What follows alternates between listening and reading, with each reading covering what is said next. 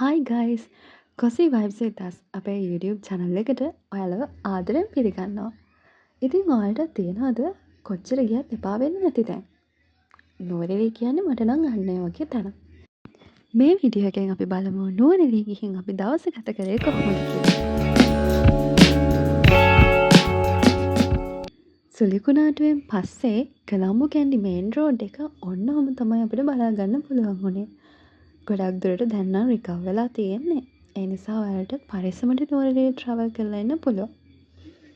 පැය පහමාරක වගේ ගමනකින් පස්සේ අපි මෙන්න මෙහෙම තමයි නුවරඑළිය ටවුන් එකට ආවේ. මේ තියෙන්නේ නුවරඑළිය ටවුන් එක. ඔය පේන්නේ නුවරඑළිය පෝස්ට් ඔෆිස් එක. හරිම ලස්සනයි, එතනත් ෆොටෝස් ගන්නත් පුළුවන්. ඊළඟට අපි ගියා කේස් එකට. අපිට ඕනි කරන බඩු වගේක් ගන්න. දැන් අපි මේ බඩුත් අරගෙන කෙලින්ම යන්නේ අපි නතර වෙලා ඉන්න තැනට. අපි කැබින් එකට යන පාරේ තමයි මෙන්න මේ බංගලෝ එක තිබ්බේ. මේක පිටිපස්සේ ලොකුම ලොකු ස්ටෝරි එකක් තියෙනවා කියලා තමයි අපිත් එක්ක ගිහපු අයියා කිව්වේ.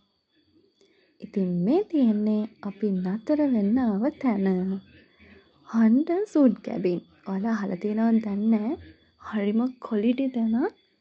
මාරම view එකක් මෙතෙන්ට තියෙන්නේ. ඔයාලට පේනවා ඇති. හරිම ලස්සනයි, හරිම මිස්ටික් එන්වයරන්මන්ට් එකක් මෙතෙන්ට පේනවා. ඉතින් නුවරඑළියේ ඉන්නවා කියන ෆීලිං එක හොඳටම දැනෙන ප්ලේස් එකක් තමයි මෙතන. අපිට මෙතන කොච්චර සැටිස් වුණාද කියනවා නම් මේ අපි මෙතන නතර වෙන්නේ තර්ඩ් ටයිම්. තුන්වෙනි පාරට. ඉතින් මේ පේන්නේ යාළගේ අලුතෙන්ම සෙට් කරලා තියෙන උඩ තියෙන ඩයිනින් ඒරියා එක වගේ තැනක්. ලස්සනට පල්ලෙහා පේනවා, ඔයාලට පේනවනේ. ඔය ඉතින් අපි දෙන්න හවස හිටපු විදිහ. හරිම ලස්සනයි, මාරම view එකක් තියෙනවා. ඉතින් අපි ටී එකක් එහෙම බීලා ඔහොම තමයි හවස ගත කරේ. දැන් තමයි ඔයාලට ඊවිනිං view එක හොඳටම පේන්නේ. මේ ලයිට්නින්, ඒ වගේම මේ තීම් එක, මේ එන්වයරන්මන්ට් එකත් එක්ක මාරම ෆීලිං එකක්, මාරම වයිබ් එකක් තමයි මෙතන තියෙන්නේ. මේ තියෙන්නේ ඒගොල්ලන්ගේ රෙස්ටොරන්ට් එක, ඩයිනින් ඒරියා එක. මෙතන බිලියර්ඩ්ස්, කැරම් වගේ දේවල් ප්ලේ කරන්න පුළුවන්. ඒ වගේම තමයි ඔයගලන්ට කැරෝකි දාගන්න පුළුවන්, සිං කරන්න පුළුවන්, ඩාන්ස් කරන්න පුළුවන්, පාටි එකක් ඕගනයිස් කරගන්න පුළුවන්. ඕනම දෙයක් මෙතන කරන්න පුළුවන්.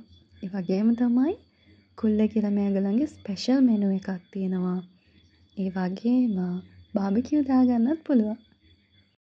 අපි ඉතින් සින්දුවක් එහෙම දාගෙන බිලියර්ඩ්ස් ප්ලේ කරලා ඉවර වෙලා ඩිනර් එක අරගත්තා. මෙතන කෑමත් මාරම රසයි, මාර ක්වොලිටි.